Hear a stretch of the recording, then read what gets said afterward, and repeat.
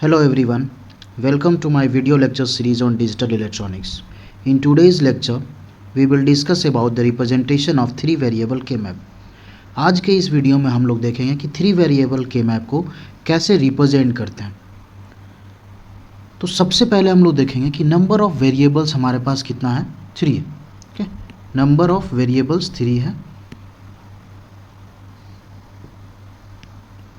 So number of variables अगर 3 है तो नंबर ऑफ सेल्स कितने होंगे।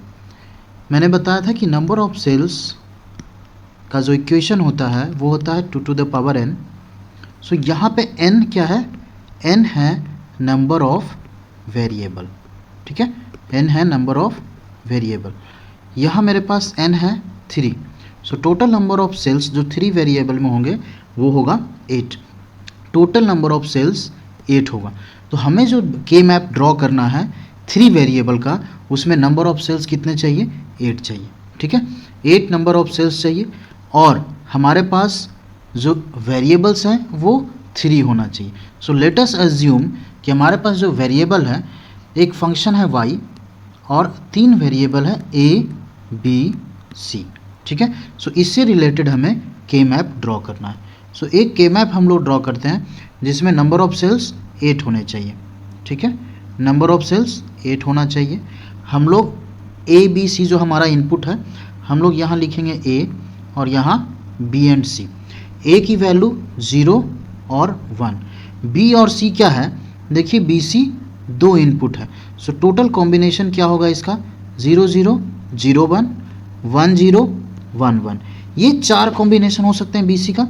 इसका मतलब यहाँ पे मुझे 4 अलग अलग वैल्यूज़ पुट करना है। ठीक है, सो फर्स्ट में हमने पुट किया 0 0, सेकेंड में पुट करेंगे 0 1, थर्ड में 1 1 एंड फोर्थ में 1 0। अब क्वेश्चन ये होता है कि मैंने जब यहाँ पे सीक्वेंस लिखा तो 0 1 के बाद 1 0 लिखा था, बट यहाँ 0 1 के बाद हमने 1 1 लिखा है। तो बेसिकली जो के मैप होता है वो ग्रे कोड को फॉलो करता है और ग्रे कोड में सिर्फ 1 बीट का चेंज होना चाहिए। ठीक है, as compare to previous number. जैसे यहाँ पे 0 1 है तो नेक्स्ट जो नंबर यहाँ होना चाहिए वो 1 1 होना चाहिए। देखिए 1 एज इट इज़ है यहाँ पे 1 1 और सिर्फ 0 को हमने चेंज किया है 1 में। ठीक है, ये 0 चेंज हुआ तो 1 बीट का चेंज हुआ, तो ये ग्रे कोड को फॉलो करता। अगर हम लोग 1 0 लिखते तो 2 बीट चेंज हो जाता, इसीलिए ग्रे कोड को फॉलो करने के लिए हमने 0 1 के बाद 1 1 यहाँ लिखा है। ठीक है, अब हमें हर एक ब्लॉक का जो ये सेल्स हैं इनको रिप्रेजेंट करना कि इनका पोजिशनल वैल्यू क्या होगा। तो यहाँ देखिए ए 0 है, बी 0 और सी भी 0। यहाँ ए का वैल्यू 0 है, बी का वैल्यू 0, सी का वैल्यू 1। इसमें ए 0 बी 1 सी 1। इस सेल में देखें ए 0 बी 1 सी 0। सिमिलरली यहाँ देखते हैं तो ए का वैल्यू यहाँ 1 हो गया, बी 0 सी 0। यहाँ इस सेल में देखेंगे तो ए 1 बी 0 सी 1। इस सेल में ए 1 बी 1 सी 1 और यहाँ पे ए 1 बी 1 एंड सी 0।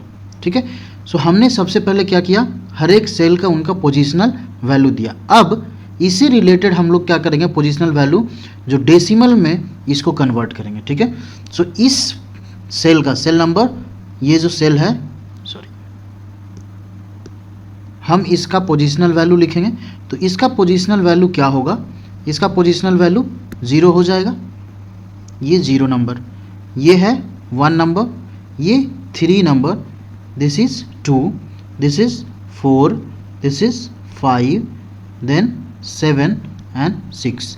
अब हमने यहाँ पे डेसिमल इक्विवेलेंट कैसे लिखा, देखिए हमारे पास 3 वेरिएबल है ए बी सी और इनकी वैल्यू क्या है, 0 0 0 0 0 1 0 1 0 0 1 1 1 0 0 1 0 1 1 1 0 1 1 1। मैं ये टेबल बस इसलिए बता रहा हूँ अगर किन्हीं को कन्फ्यूज़न हो कि हमने यहाँ डेसिमल इक्विवेलेंट 1 3 1 0 1 3 2 4 5 7 6 कैसे लिखा। तो देखिए ये बेसिकली एक टेबल है जो बाइनरी में मैंने यहाँ पे इनकी वैल्यू पिट किया। अगर मैं इसको डेसिमल में कन्वर्ट करता हूँ, बेसिकली बाइनरी किस पे बेस्ड है, 8421 पे। किस पे बेस्ड है, 8421। यह है 8421।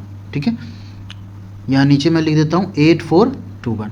तो देखिए यहाँ पे कोई भी 1 बिट नहीं है, तो ये इक्विवेलेंट 0 का हो गया। अभी यहाँ पे 1 किसके सामने है, 1 के सामने, तो इक्वल टू यहाँ पे 1। ये 1 बिट किसके सामने है, 2 के सामने है, तो ये हो गया इसकी वैल्यू 2। अब नेक्स्ट में देखिए 1 1 दो 1 है, किसके किसके सामने है, 2 के सामने और 1 के सामने, सो 2 + 1 3, तो यहाँ हम लोग 3 लिखते हैं इसका इक्विवेलेंट। 1 0 0 1 बिट जो है वो किसके सामने, 4 के सामने, तो हो गया इक्विवेलेंट 4। 1 0 1 दो 1 है, एक 4 के सामने है और एक 1 के सामने, तो 4 + 1 कितना होता है, 5 होता है, हमने 5 लिखा। 1 1 4 के सामने 1 है और 2 के सामने नेक्स्ट में 1 है, तो 4 + 2 6। नेक्स्ट में देखिए तो 3 1 है, 1 1 1 किसके किसके सामने, 4 2 1 के सामने, 4 + 2 6 + 1 7। तो इस टेबल के अकॉर्डिंग ही हमने इस के मैप के सेल्स को उनका पोजिशनल वैल्यू दिया। ठीक है, अब हर एक हमें ये ध्यान रखना कि जब भी हम लोग के मैप ड्रॉ करें तो सेल्स का एक पोजिशनल वैल्यू देंगे, and this is called the representation of 3 variable के मैप। ये आपका 3 वेरिएबल के मैप का एक रिप्रेजेंटेशन हो गया। ठीक है, या अब इसमें और देख सकते हैं, और इसको डायरेक्ट कैसे रिप्रेजेंट कर सकते हैं, तो 3 वेरिएबल के लिए हमने क्या लिया था, अभी एक के मैप ड्रॉ किया था जिसमें 8 सेल्स थे। ठीक है, इसमें 8 सेल था, इनपुट हमारा A B and C। A का वैल्यू 0 1, B और C का वैल्यू 0 0 था, 0 1 1 1 1 0। तो यहाँ पे जो सेल्स का पोजीशन होगा वो क्या होगा, हम लोग यहाँ ड्रॉ कर सकते हैं इस सेल को 0 number, this is 1 3 number 2 number 4 5 7 and 6। ठीक है, तो ये आपका 3 वेरिएबल के मैप का रिप्रेजेंटेशन हो गया। कुछ बुक्स या कुछ ऑथर ऐसे भी हैं जो एक डिफरेंट मेथड यूज करते हैं। ठीक है, उनका जो के मैप ड्रॉ करने का उसमें जो तरीका होगा वो थोड़ा सा डिफरेंट है, वो भी हम लोग यहाँ पे देख लेते हैं ताकि कन्फ्यूज़न ना हो। आप किसी भी तरीके को फॉलो कर सकते हैं, जो आंसर है वो दोनों तरीके से सेम आता है। ठीक है, देखिए हम लोग हमेशा यहाँ पे इनपुट पुट करते हैं, तो कुछ बुक्स में ऐसा लिखा होगा A B इस तरफ और C यहाँ पे। ठीक है, तो C का वैल्यू 0 और 1, A B का वैल्यू 0 0 0 1 1 1 1 0। तो यहाँ देखिए आप अगर इस सेट फर्स्ट सेल की बात करूँ तो यहाँ पे A B का वैल्यू 0 0 है और C का भी वैल्यू 0 है। ठीक है, यहाँ A B का वैल्यू 0 1 और C का 0। ठीक है, हम लोग जो सीक्वेंस फॉलो करेंगे A B C करेंगे, ये होता है मेरा MSB और इसको हम लोग बोलते हैं LSB। ठीक है, सो ये MSB से LSB की तरफ हम लोग लिख रहे हैं। तो AB का वैल्यू यहाँ पे क्या है 1 1 और C का 0। ठीक है, यहाँ AB का वैल्यू 1 0 और C का 0। सिमिलरली इस केस में देखें तो AB का वैल्यू 0 0 एंड C का 1, AB 0 1 C 1, AB 1 1 and C 0। ठीक है, सॉरी C यहाँ पे 1 है, C 1। नेक्स्ट में AB 1 0 और C क्या है मेरा 1। अब देखिए इसका अगर मैं इक्विवेलेंट हमें लिखना, ठीक है, हम लोग को क्या करना है, इसका इक्विवेलेंट लिखना। तो ये 0 0 0 किसका इक्विवेलेंट है, 0 का। ठीक है, 0 0 1 1 का, यहाँ पे ये 2 का इक्विवेलेंट, दिस इज 3, ये हो गया 4 + 2 6, तो ये 6, 4 + 2 + 1 7, ये 7 का equivalent, this is 4 and this is 5। आप दोनों में से कोई भी रिप्रेजेंटेशन यूज कर सकते हैं। देखिए डिफरेंस बस ये है, हमने इससे पहले वाले टेबल में क्या किया था, 0 1 आप देखेंगे तो ये इस तरफ मूव कर रहा है ना, 0 1 2 3, बट इस टेबल में अगर देखें तो 0 1 देन 2 3, ठीक है, ये ऐसे मूव कर रहा है। यही सिर्फ अंतर है, आंसर दोनों का सेम आएगा, चाहे आप कोई भी के मैप ड्रॉ करें, दोनों में के थ्रू आप सेम आंसर ही आएगा। एक क्वेश्चन यहाँ पे लेंगे एज एन एग्जांपल, कैसे हम लोग 3 वेरिएबल को सॉल्व करेंगे, एक क्वेश्चन लेकर के देखते हैं। सो हमारे पास एक इक्वेशन है, simplify the equation by using K map, और इक्वेशन क्या है हमारे पास, A B complement C complement plus A complement B complement C complement plus A complement B C complement plus A complement B complement C complement, ये हमारे पास एक equation है। ठीक है, आप ऐसे कर सकते हैं, y फंक्शन किसका, ए बी सी का, y इज इक्वल टू ये दिया हुआ है। अब इसको हमें क्या करना है, मिनिमाइज करना है विदाउट यूजिंग बुलियन लॉ, हमें के मैप के थ्रू इसको सॉल्व करना है।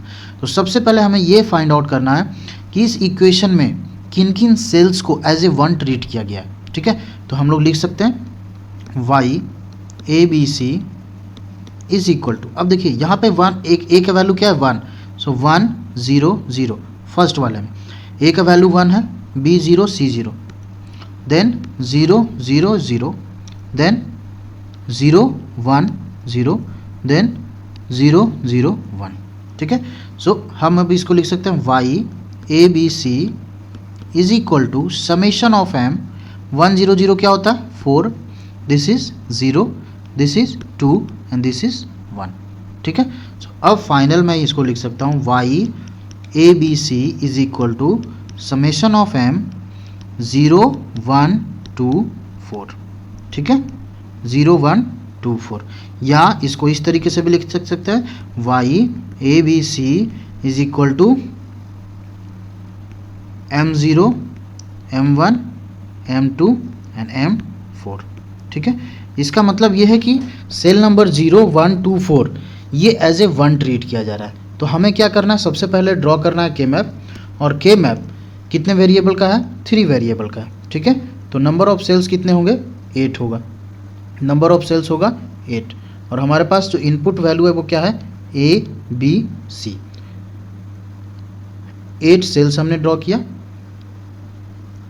ए का वैल्यू 0 1, बी 0 0 0 1 1 1 1 0। अब इन सेल्स को अगर रिप्रेजेंट करें तो ये 0 number cell, this is 1 number, this is 3 2 4 5 7 6। ठीक है, अब मुझे किस किस सेल को 1 पुट करना है, 0 1 2 4, सो 0 नंबर को हम लोग 1 पुट करते हैं, 1 नंबर को, 2 नंबर को एंड 4 नंबर को, ये हमने 1 किया। अब इसके बाद क्या करेंगे, ग्रुपिंग करेंगे। तो देखिए सबसे पहले हम देखेंगे कि 4 का ग्रुप बन रहा है, नहीं बन रहा है, तो नेक्स्ट देखेंगे 2 का ग्रुप बन रहा है क्या, यस 2 का ग्रुप बनेगा। ठीक है, तो सबसे पहला 2 का ग्रुप बनेगा, इसको बनाते हैं ग्रुप नंबर 1। ठीक है, सो इस ग्रुप का अगर मैं इक्वेशन लिखूं तो इक्वेशन क्या आएगा, देखिए ए का वैल्यू क्या है, यहाँ पे 0 है। ठीक है, ए का वैल्यू क्या है 0, तो ए कॉम्प्लीमेंट आ गया है ना। अब यहाँ पे बी और सी में दो सेल्स कवर हो रहे हैं, तो बी सी का वैल्यू 0 0 एंड 0 1, सी का वैल्यू 0 से 1 चेंज हो रहा है, बट बी का वैल्यू 0 यहाँ पे भी है, 0 यहाँ पे भी है, इसमें भी 0 इसमें भी 0, तो यहाँ से क्या आ जाएगा, बी कॉम्प्लीमेंट आ गया। ठीक है, अब सेकेंड ग्रुप, ये हमारा सेकेंड ग्रुप है ना, तो इस ग्रुप का वैल्यू लिखते हैं, ये क्या आएगा, तो देखिए बी सी का वैल्यू क्या है यहाँ पे 0 0, तो यह आ जाएगा बी कॉम्प्लीमेंट सी कॉम्प्लीमेंट। ए का वैल्यू 0 से 1 चेंज हो रहा है, तो हम ए को कंसीडर नहीं करेंगे। अब एक अकेला एक 1 बचा हुआ है ना, ये एक 1 बचा हुआ है यहाँ पे, तो ये क्या करेगा, फोल्डिंग मेथड के थ्रू अपना ग्रुप बनाएगा, किसके साथ, ये फोल्डिंग मेथड अप्लाई होगा इसके साथ। ठीक है, जिसको हम लोग कॉर्नर भी बोलते हैं, कॉर्नर ग्रुपिंग, तो ये कॉर्नर ग्रुपिंग बनाए करेगा इसके साथ। ठीक है, तो यहाँ पे इस ग्रुप का जो इक्वेशन होगा वो क्या होगा, देखिए ए की वैल्यू ये क्या है, यहाँ पे 0 है, तो ए कॉम्प्लीमेंट हो गया। अब देखिए बी और सी का वैल्यू यहाँ पे 0 0 है और यहाँ 1 0 है। ठीक है, सो बी का वैल्यू 0 से 1 कन्वर्ट हो रहा है, बट सी क्या है, 0 यहाँ पे भी और 0 यहाँ पे, तो यहाँ से आ जाएगा सी कॉम्प्लीमेंट। 3 ग्रुप बना और तीनों का हमने इक्वेशन लिखा हर एक ग्रुप का। ठीक है, सो फाइनल मेरा जो इक्वेशन आएगा, Y A B C is equal to क्या होगा, A complement B complement plus B complement C complement plus A complement C complement. ये हमारा फाइनल एक्सप्रेशन हो गया। ठीक है, जो हमारे पास ये एबिलियन इक्वेशन दिया हुआ था। ठीक है, इस इक्वेशन को हमने सिंप्लीफाई किया और ये हमारा फाइनल सिंप्लीफाइड आंसर हो गया। ठीक है, तो सबसे पहले ये देखना है कितने वेरिएबल का इक्वेशन है, नंबर ऑफ सेल्स कितने बनेंगे, उसके बाद जो गिवन टर्म्स होंगे उसको 1 ट्रीट करना है एसओपी के फॉर्म में, अगर एसओपी में पूछा गया है तो फिर ग्रुपिंग करना है, ग्रुपिंग के बाद हर एक ग्रुप का आपको फाइनल इक्वेशन लिखना है। हमने 3 वेरिएबल के मैप का रिप्रेजेंटेशन और उससे रिलेटेड एक क्वेश्चन कवर किया। अगर आपको कहीं पे भी कोई भी डाउट है, कोई प्रॉब्लम है, तो आप प्लीज़ कमेंट बॉक्स में आप कमेंट कर सकते हैं। अगर कोई क्वेश्चन में प्रॉब्लम हो रहा हो, कहीं पे कोई लॉजिक में प्रॉब्लम है, तो आप प्लीज़ कमेंट बॉक्स में कमेंट कीजिए। Thank you for watching this video.